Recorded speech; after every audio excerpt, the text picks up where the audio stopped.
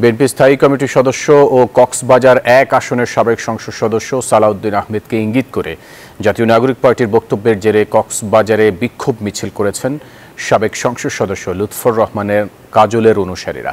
বিকেলে কক্সবাজার শহীদ মিনার থেকে এই বিক্ষোভ মিছিল শুরু হয়ে শহরের গুরুত্বপূর্ণ শহর প্রদক্ষিণ করে। এ সময় নেতাকর্মীরা জানান, কক্সবাজারের মৃত্তিকার শ্রেষ্ঠ সন্তান বিএনপির জাতীয় স্থায়ী কমিটির সদস্য সালাউদ্দিন আহমেদ একটি নাম, একটি ইতিহাস। তিনি পতিত হাসিনার আয়নাঘর ফেরত এক লড়াকু। এজন্য এনসিপির জাতির কাছে ক্ষমা চাইতে হবে বলেও হুঁশিয়ারি করেন তারা।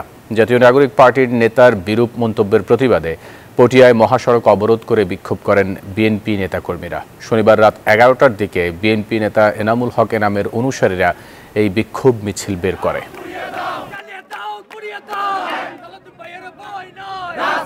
বান্ডেল থাকলে প্রতি সেনমানিতে টাকা বাঁচবে। বিকাশ সেনমানি বান্ডেল কিনে জিতুন প্রতি লেনদেনে।